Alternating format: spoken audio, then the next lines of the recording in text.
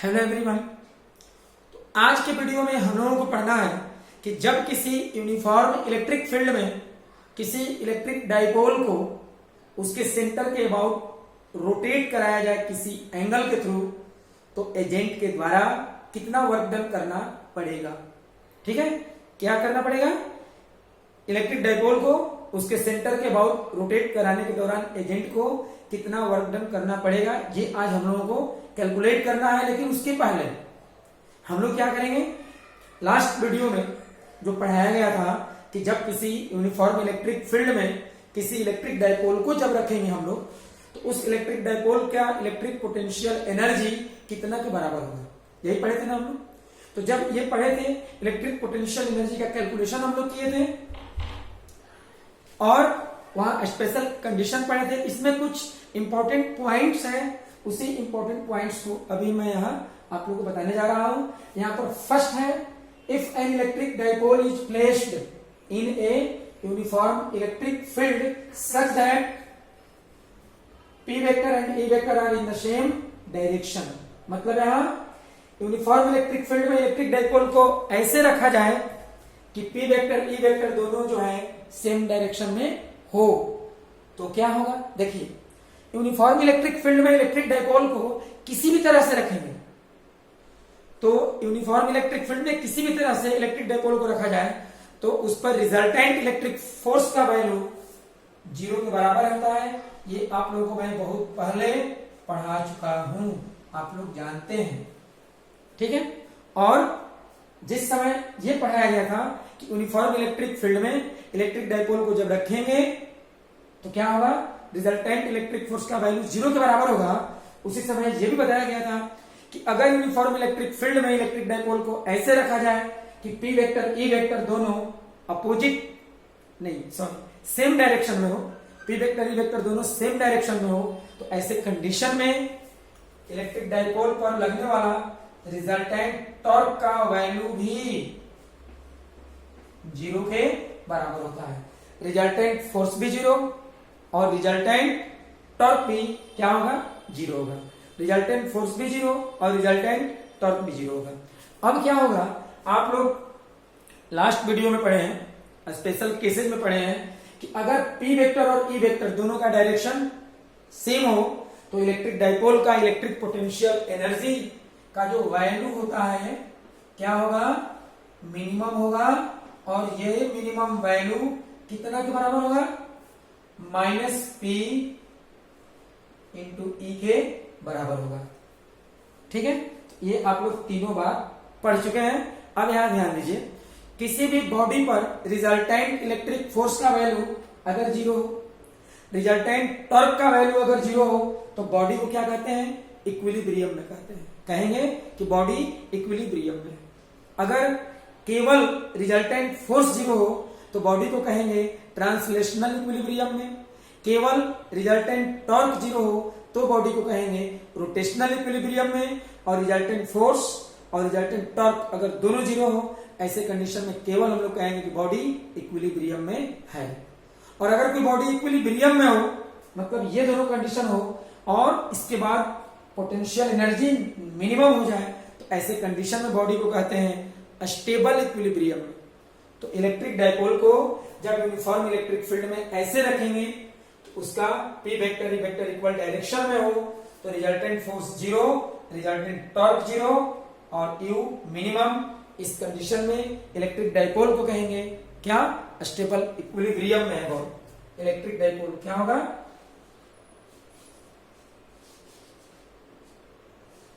Stable equilibrium में।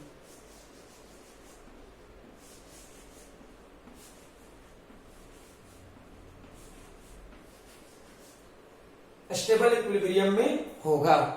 ठीक है, अब यहां देखिए सब लोग। अब इसके बाद ये, अच्छा एक बात और, आप लोग सोचते होंगे कि स्टेबल इक्विलिब्रियम में कब कहेंगे, ये तो पढ़ लिया, लेकिन स्टेबल इक्विलिब्रियम में अगर कोई बॉडी हो तो क्या होगा?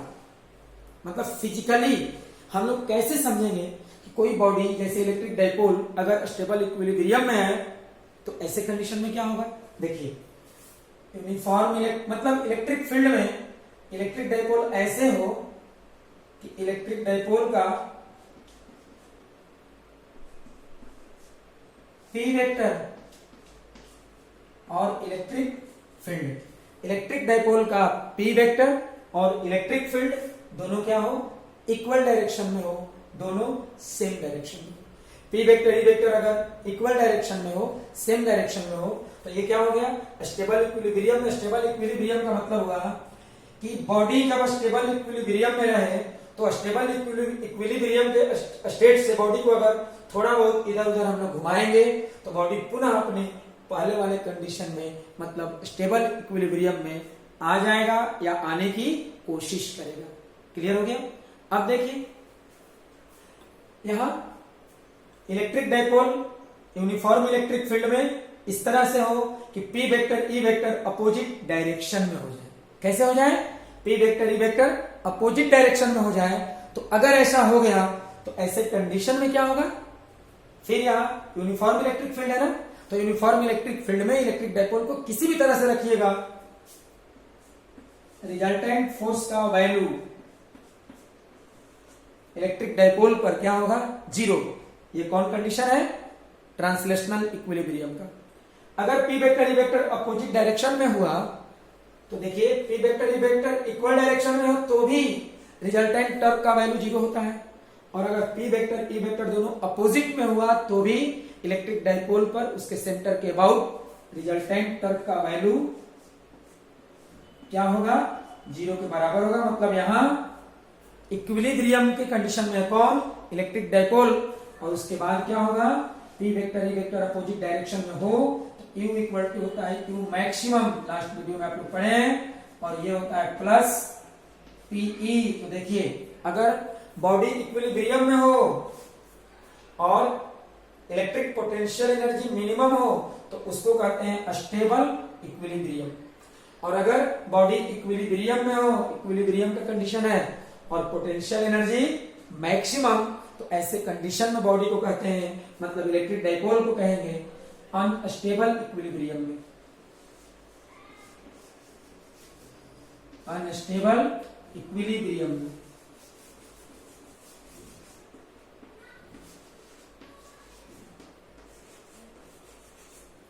अनस्टेबल इक्विलिब्रियम में बॉडी को कहेंगे, ठीक है, क्या कहेंगे, अनस्टेबल इक्विलिब्रियम में कहेंगे। तो देखिए आप लोग यहां, अब आप कहेंगे स्टेबल का तो मतलब समझ गए। अब ये अनस्टेबल इक्विलिब्रियम में अगर इलेक्ट्रिक डाइपोल रहता है तो क्या होगा, देखिए यहां इलेक्ट्रिक फील्ड ऐसे हो और इलेक्ट्रिक डाइपोल इस तरह से होना चाहिए, इलेक्ट्रिक डाइपोल का पी वेक्टर और बाहर वाला ई वेक्टर दोनों कैसे होना चाहिए, अपोजिट डायरेक्शन में होना चाहिए। तो इस कंडीशन में इलेक्ट्रिक डाइपोल क्या होगा, अनस्टेबल इक्विलिब्रियम में होगा। अनस्टेबल इक्विलिब्रियम में अगर कोई बॉडी हो, यहां पर इलेक्ट्रिक डाइपोल अनस्टेबल इक्विलिब्रियम में है, तो अनस्टेबल इक्विलिब्रियम में होने पर अगर आप बॉडी में, मतलब इलेक्ट्रिक डाइपोल को थोड़ा बहुत इधर उधर आप रोटेट करते हैं तो बॉडी आप थोड़ा सा इधर उधर डिस्प्लेस करेंगे अनस्टेबल इक्विलिब्रियम से, तो बॉडी में डिस्प्लेसमेंट और अधिक हो जाएगा, बॉडी जो है और अधिक डिस्टर्ब होने की कोशिश करेगा। दोनों में अंतर समझ में आ गया। स्टेबल इक्विलिब्रियम में हो तो आप बॉडी को थोड़ा डिस्टर्ब करेंगे तो बॉडी अपने इनिशियल स्टेट में आ जाएगा, मतलब स्टेबल इक्विलिब्रियम में ही रहने की कोशिश करेगा। और अगर अनस्टेबल इक्विलिब्रियम में हो, आप थोड़ा भी डिस्टर्ब करेंगे तो बॉडी का डिस्टर्बेंस और अधिक बढ़ जाएगा, ठीक है। लिखेंगे आप लोग इसे।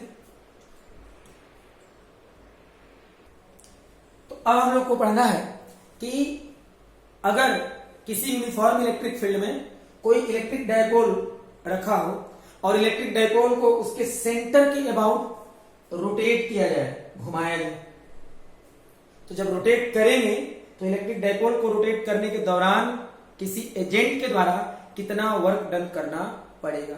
पहले सोचेंगे वर्क डन का कैलकुलेशन कैसे करेंगे या वर्क डन यहां क्यों होगा।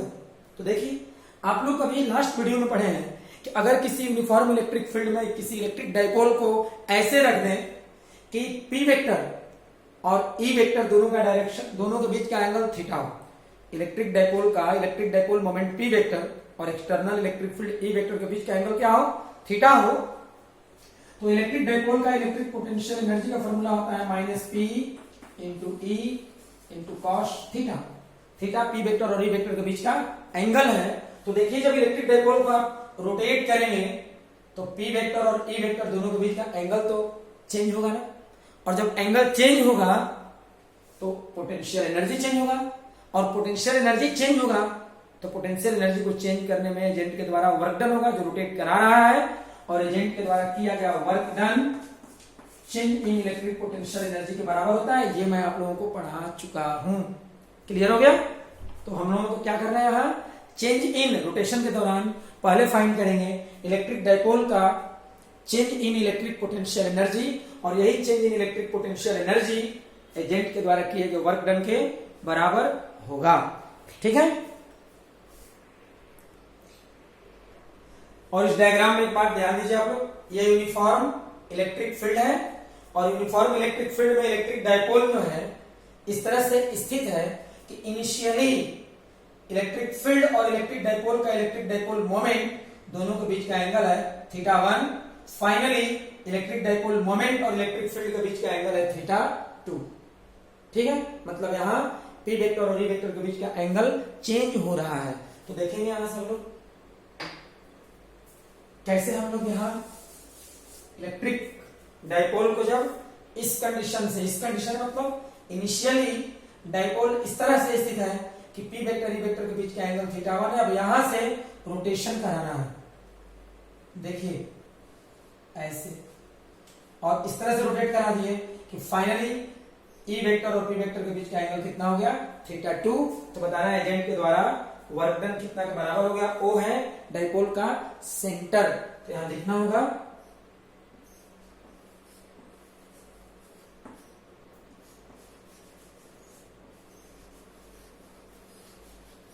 the work done by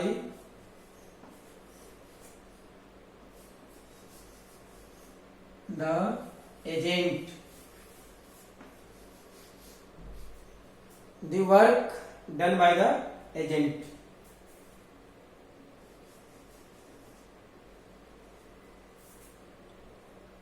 in rotating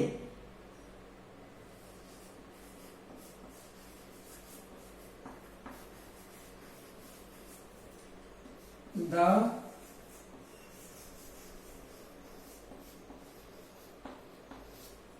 electric dipole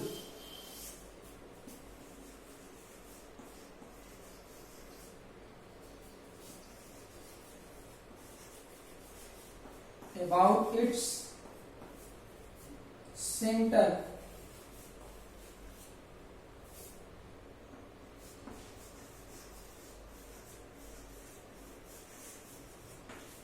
through an angle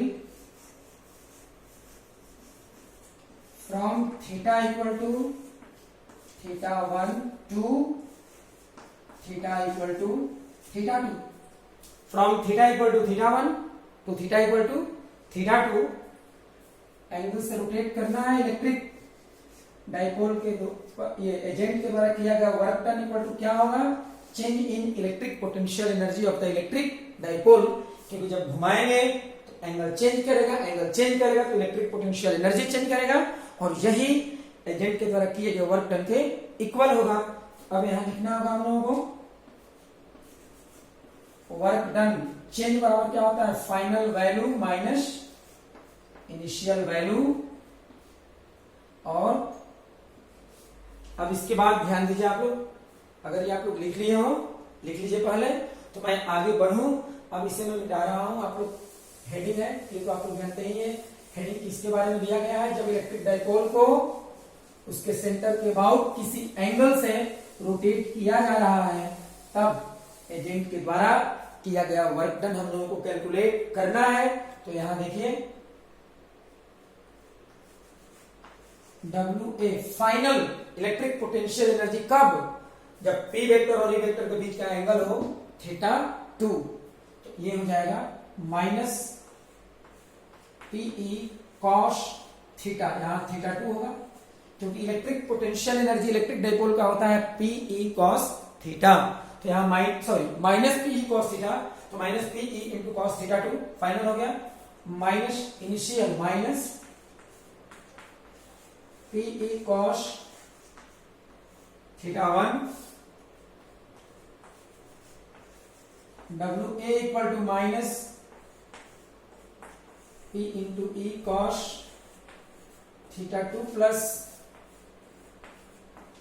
P into E cos theta 1 minus minus plus होगा, और अब यहां होगा W A equal to P into E cos theta 1 minus P into E cos theta 2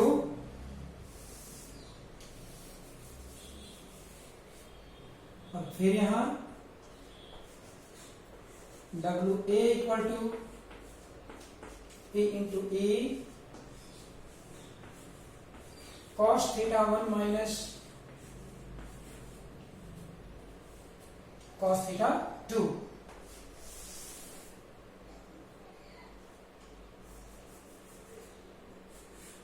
ये formula आप लोगों को याद रखना है। किसी भी इलेक्ट्रिक डाइपोल को किसी यूनिफॉर्म इलेक्ट्रिक फील्ड में उसके सेंटर के अबाउट अगर घुमा दिया जाए, जहां इनिशियल ये एंगल हो पी वेक्टर ई वेक्टर के बीच थीटा 1, फाइनल एंगल हो पी वेक्टर ई वेक्टर के बीच थीटा 2, तो एजेंट के द्वारा किया गया वर्क डन बराबर होता है P into E into cos theta 1 minus cos theta 2। ठीक है, ये फॉर्मूला हम लोग किसी भी कंडीशन में अप्लाई कर सकते हैं।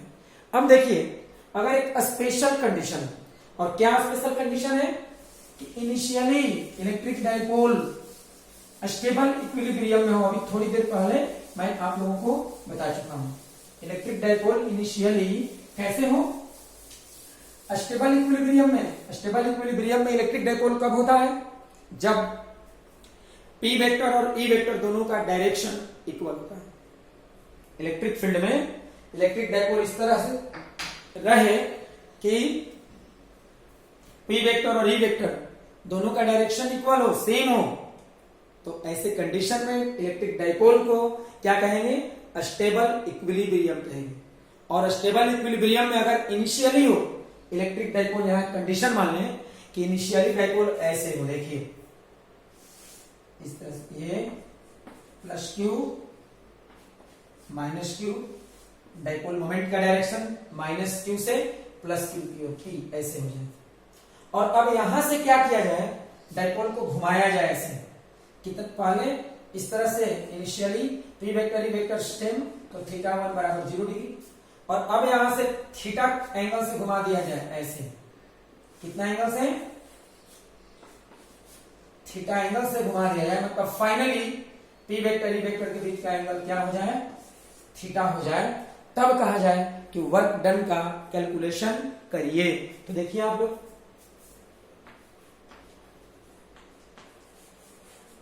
if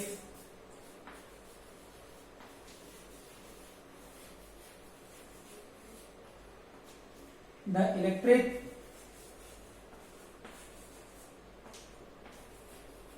dipole is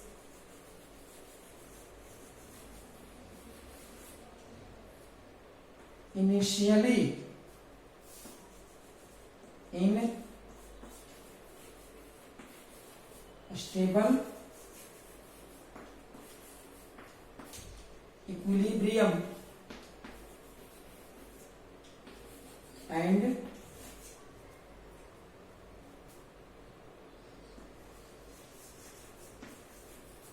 after this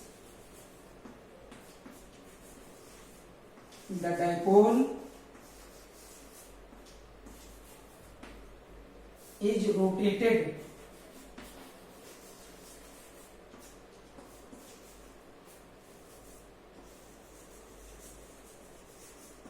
about its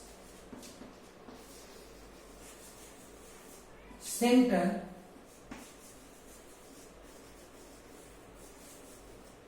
through an angle ठीक है, through an angle theta. Then मत लिखिए अभी, थोड़ा सा लिखिए। पहले क्या कह रहा है, initially dipole is in stable equilibrium, और आफ्टर दिस इसके बाद dipole is rotated about its centre through an angle theta.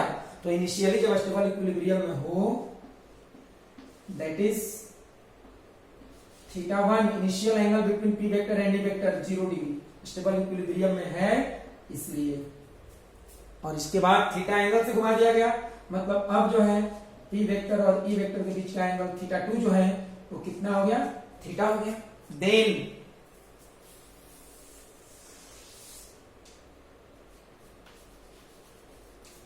Work done by agent equal to PE